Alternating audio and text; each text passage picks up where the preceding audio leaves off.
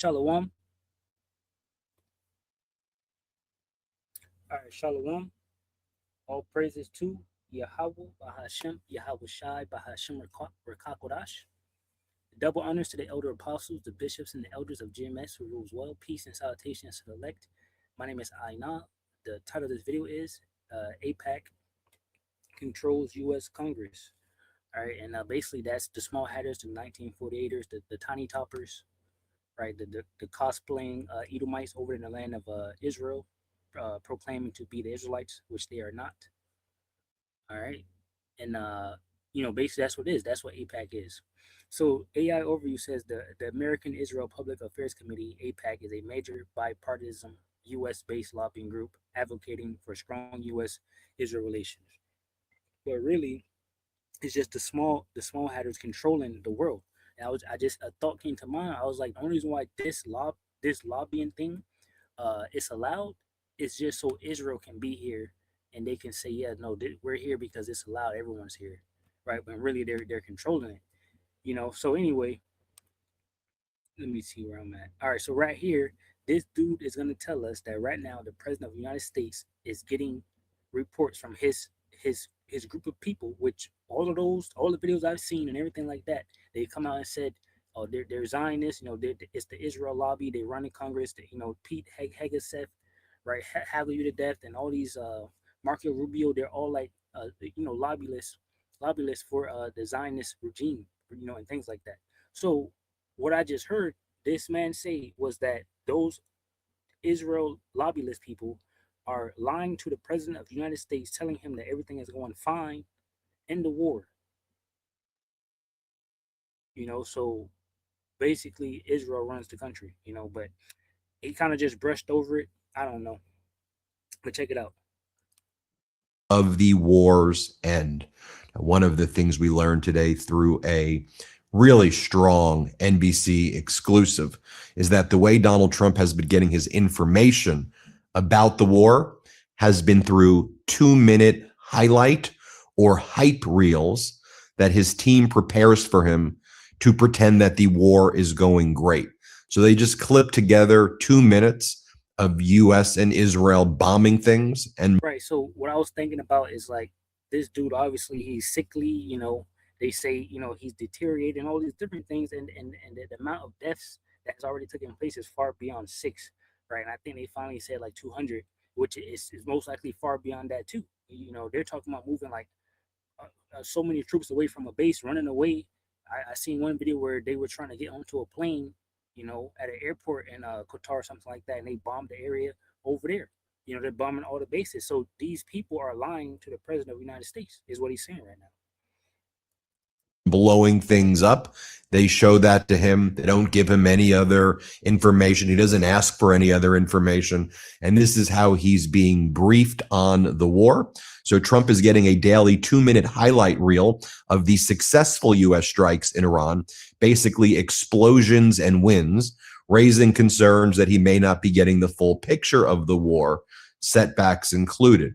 NBC was the first to break that story. So as we wrote on the Midas Touch Network, they're literally editing the war down to wins only so he doesn't react badly. Think about how insane that is for a commander-in-chief and how dangerous that is for the world. Meanwhile, the head of Iran's parliament, MB Ghalibaf, posted the following message this morning. We are closely... Yeah, so he said that and he moved on. All right, so hey, Isaiah 19, the point is, the cruel Lord and the confounded counsel, but I'll read it from the top. This Isaiah 19:1, and also Jeremiah 50:45, because we know who's in control of this thing. Isaiah 19:1, it says, the burden of Egypt, behold, the Lord Yahweh Bashmi Awashai arrived upon a swift cloud, and shall come into Egypt, and the idols of Egypt shall be moved at his presence, and the heart of Egypt shall melt in the midst of it. Now, this is talking about America, right? This is talking about Yahweh shall coming to America and destroying this place. All right. It says, I will set the Egyptian against the Egyptian, so the American against the American, and they shall fight everyone against his brother, and everyone against his neighbor, city against city, and kingdom against kingdom. This is soon to come. This thing's like right around the corner. At any moment, literally right now, everything is set. At any moment, this can go dark. We're that close. Like it could be tomorrow. It can be next week. They're not waiting on nothing. I'm still trying to see the final blow that they're gonna do to the energy infrastructure in Iran and Israel and things like that's once that happens is over. All those people over there, they're gonna start dying, right? In the Middle East, they're gonna start dying. They won't have any water or food, right? We don't have any oil coming out. They're gonna start dying first once that happens, and then they're gonna, you know, that's gonna cause problems in the world. We already see things happening in Texas. One of the oil refineries in Texas, blew up magically. You see the drones they're talking about being stolen from military bases and hovering over, officials' homes and things like that. Rationing the fuel, blackouts in different places. So it's coming, right? It's near. Okay. Um, yeah, it's just near. Isaiah 19:2 it says, "And I will set the Egyptian against the Egyptian, and they shall fight everyone against his brother." And you're gonna start fighting because this is what they want. They're gonna let you sit here and suffer so they can bring about a solution. Or they're not gonna give you a solution immediately because that's too quick. You're not gonna change. You're not gonna want something different. They're gonna give you that solution after you kill each other a lot. You got to remember the Georgia Guidestones too.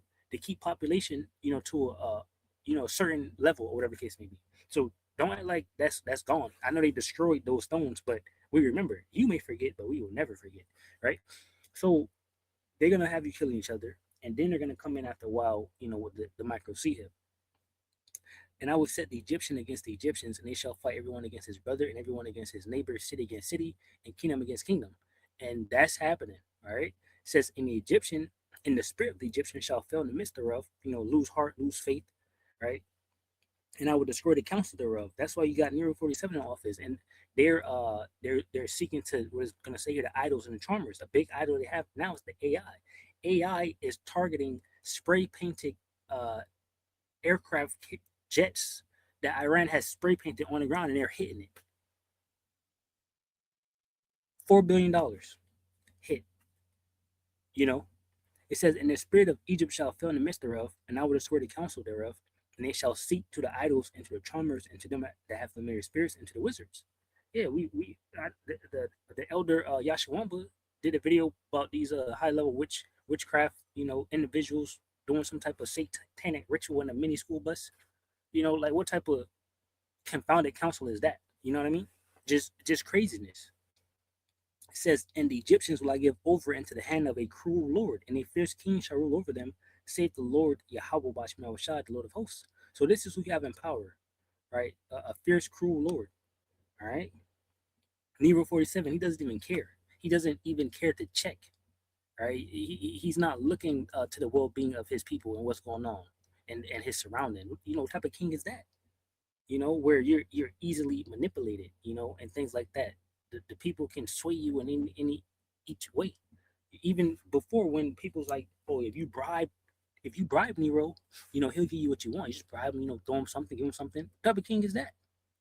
The whole country is dying and failing. All right, and they're telling him it's all going good. This is Jeremiah 50:45. "Therefore, hear ye the counsel of the Lord Yahweh Bashmel Rashad they have taken against Babylon, which is America, and his purposes that he hath proposed against the land of the Chaldeans, America. Surely the least of the flock, Israel, shall draw them out. Surely he shall make their habitation desolate with them." Yeah, Israel is through right now. I believe right now, as I speak, they're probably getting hammered with missiles. They're on like wave 80, and they say they're not stopping, and they just posted a video with them making more missiles. Okay, so they're upset. It says, "At the noise of the taking of Babylon, the earth is moved, and the cry is heard among the nations." Ultimately, what it's going to boil down to, for uh, whatever they do, the nukes are going to fly. Okay, right now, you have to think about it too, because they do have a plan behind all of this. But Israel is definitely losing, as in land. They want the Greater Israel Project, but they're losing the land that they already have because they have to rebuild there. Now, what they could do is to destroy the energy infrastructure over there, like I said, where they're all going to die, and have those people run away from the area. And if they run away from the area, then the land is up for grabs anyway, and they take the land and rebuild all of it. So, I mean, if you do destroy what Iran has, which is all the boats and I guess the jets and things like that, and I guess little different infrastructures, you are winning, but you're not. So they're playing for the long run. They don't really have time like that though. All right. So we'll see, or maybe not, because this is about to go to World War. It is World War III, and it's about to go dark basically. So we probably won't even see what happens, until the Yahushua picks us up. You know, because like I said, they're gonna try to bring forth the micro C hip, right? And we're not gonna take the micro C hip. So it says that we won't be able to buy or sell. So we won't be able to pay for a house or apartment or anything to even watch the TV. We might not be able to even go into a gas station to see them playing the TV on the gas station. We don't know. We'll see. But anyway, the least of flock, Israel is going to draw America, which that has already happened. Now America is trying to run and all of that away from this war. But there's no healing of thy bruise. Thy wound is grievous. All right, it's over for this place. Basically the world, because the new world is about to start. Right, where we take over, and we're gonna run everything in righteousness. All right, so don't y'all worry. Nahum 3:19 it says, "There is no healing of thy bruise; thy wound is grievous. All that hear the bruit of thee shall clap their hands over thee. For upon whom have not thy wickedness passed continually?" So ultimately, the people will be happy. They probably just don't know it yet.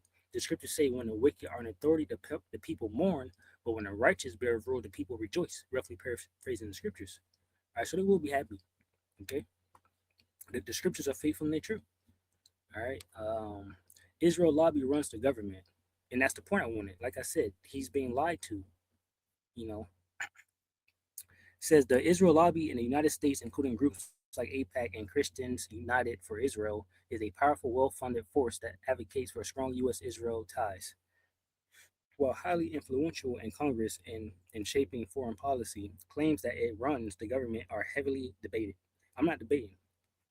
Scripture say that they would lead America to the war. So obviously they run things. All right. They're able to drag America, the most powerful country in the world, the hammer of the Lord, to war. All right. So you can, screenshot this and read it, or whatever the case may be. I just want to bring that point out. I got these videos here. They was kind of talking about something here. Then they said something I wanted to hear right here. So you can check this if you want. All right. Audience. They also take a lot of influencers. They invite tons of influencers. Many of whom have invited me. Like, we're all going together, and will you come? Like, they seem to be coming at me from a number of ways, which only really kind of raises my hackles. Like, I'm not going. I'm going to stay right here. I can cover this conflict from here, and I don't wish to be wooed by any side. I actually don't wish to be persuaded. Have you been invited by any other foreign country? No. Okay, that's the part, right? So we have tons of lobbyists and foreign countries lobbyists that come to Washington, D.C. Pretty much every country has some sort of representative. They have an ambassador they send to Washington. It's naturally in their interest. We can understand that. They also are required to register under FARA. It's a law. They have to register as a foreign agent, a foreign lobbyist. That is required. It's extremely important. Here's the difference with AIPAC. AIPAC is not registered under FARA, under this law that requires anyone coming to lobby a member of Congress or a senator or department of the government and the federal government on behalf of another country. So AIPAC argues, but we're Americans. Yes, they are Americans, but they are coming to Congress and to the federal government asking on behalf of the country of Israel. And I fully agree with you, Megan. We are not against Israel. We are all for their right to defend themselves, just as we are for any Jewish person on campus. Just as I think, we could talk about young white males in high school that are constantly getting beat up. Yeah. Guess what? They should have a right to defend themselves too. And people should stand up for them as well. We think anybody that is a victim should be able to defend themselves. However, Israel is the only country I know of that has some sort of incredible influence and control over nearly every single one of my colleagues. And it is, I don't know how to explain it. I mean, I believe it just given the amount of reach out I've had in this position. And I don't vote on anything, And if I had taken money, I could see them really thinking that they had a right to control my speech or, my positions, which is why I never have. Of course, I mean, in what context would I? I don't take advertising from, random people. Like I always say, I have Genucel, whose cosmetics are really nice. But we love good cosmetics. Yeah, but I can't be bought by a special interest group. But I can see it because, look, no one wants to feel like their position has been bought and paid for. But these politicians, they have. And so I can see why AIPAC would get mad if these politicians then turned on them and didn't support. It's like, what did my 3,800 times 3 get me if you're not going to vote for my issues? Exactly, because AIPAC are Americans. Therefore, they can legally donate to members of Congress. That was a whole. Hey, let me grab it real quick. What I was talking about earlier, Daniel 8:25. Says, and through his policy also he shall cause craft to prosper in his hand, and he shall magnify himself in his heart, and by peace shall destroy many. He shall also stand up against the prince of princes, but he shall be broken without hand. All right, so these devils, they have thought about this, and they put these things into place to say, well, I'm not doing nothing illegal, but as Isaiah 32:5 tells us, because this devil is going all out in these last days, right? That's why he's speaking how he's speaking now. He doesn't give a fuck. He don't even want these two women talking no more, right? They calling this one the traitor, the one on the left, Isaiah 32:5. It says, the vile person shall no more be called liberal, nor the troll said to be bountiful, for the vile person will speak villainy, and his heart will work iniquity, to practice hypocrisy, and to utter error against the Lord Yahweh Bashem Yahushai, to make empty the souls of the hungry, and he will cause the drink of the thirsty to fail. And they're about to do that in a big way. Like I said, that Middle East situation, they depend on different type of infrastructure to get good water, because they're in the desert, right? And feed themselves and things like that. And they're about to shut all of that down. We'll stop to see. But most likely, these devils, being the devil that they are, they're gonna do it. It says the instruments also the true are evil. He devises wicked devices to destroy the poor with lying words, even when they need to speak of right. All right, so, and I wanted to also grab Habakkuk, because these devils they're all saying, oh, they're blackmailing Donald Trump to do their bidding. Habakkuk 2:15, it says, woe unto him that giveth his neighbor drink, that putteth thy bottle to him, and maketh him drunken also, that thou mayest look on their nakedness. This is what they did with Diddy, right? And the island, the PDF files and things like that. They did. That's what they said Jeffrey Epstein came to do. He went out there, he got the people, right? And he made them do things, and they recorded everything. And now it's like, we own you, right? And if we don't own you, we're going to JFK you or CK you, all right? So that's what's happening. It says, thou art filled with shame for glory, drink thou also, and let thy foreskin be uncovered. The cup of the Lord's right hand shall be turned unto thee, and shameful spewing shall be on thy glory, right? That's why the Rothschilds is getting mentioned, right? Israel is getting mentioned more. AIPAC, Mossad agents, idea of all these fucking Amalekites is getting mentioned because they're the wicked of the earth. All right.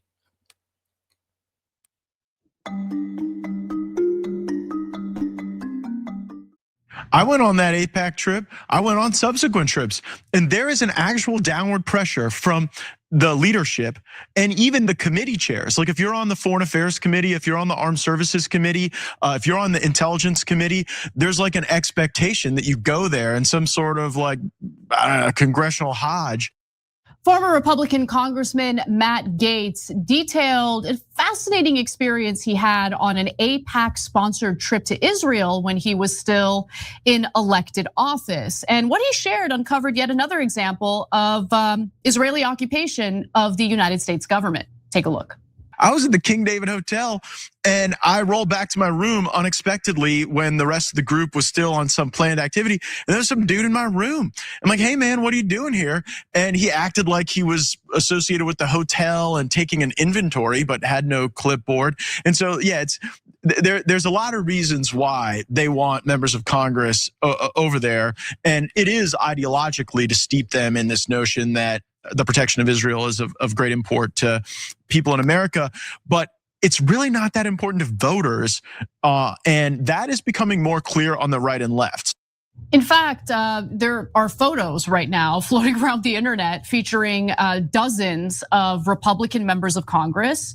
The House, I believe, is on recess right now. They took a trip to Israel immediately. Immediately. I mean, it's so embarrassing. But real quick, Cenk, he also posted this on X in regard to the comments he made in the video you just watched. He says, this absolutely happened. I explained these events to my family in case something went awry with me. I reported this to my committee leadership at the time and was told it was regular and I should never leave anything meaningful in my hotel room abroad as a member of Congress. Yeah. Because it's just accepted that like the Israelis spy on Americans, members of the American government. I mean, Ted Cruz in that wonderful SmackDown interview with Tucker Carlson even admitted, yeah, the Israelis spy on us, not a big deal. I like it. Keep doing it. Keep abusing us. Yeah. So I don't think they're our ally. Come on. So, okay, let's break this down a little bit. So, do I believe that they would be bugging the hotel rooms and maybe the material that the Congress people brought with them so that they could have the bugs when they go back home, so that they could spy in on them, maybe catch them doing some sort of affair, etc., or any kind of damaging thing like that? Obviously, if you think that Israel is so pure and moral that their Mossad would never do that, they'd never even contemplate it, because they care so much about the well-being of America and other human beings that they're the one spy agency that definitely wouldn't do it. You're ludicrous. I mean, probably you're biased and you can't see straight, or naive, or you're like the most ignorant person in America and you've been watching CNN your whole life and you're like, oh my God, aren't they more?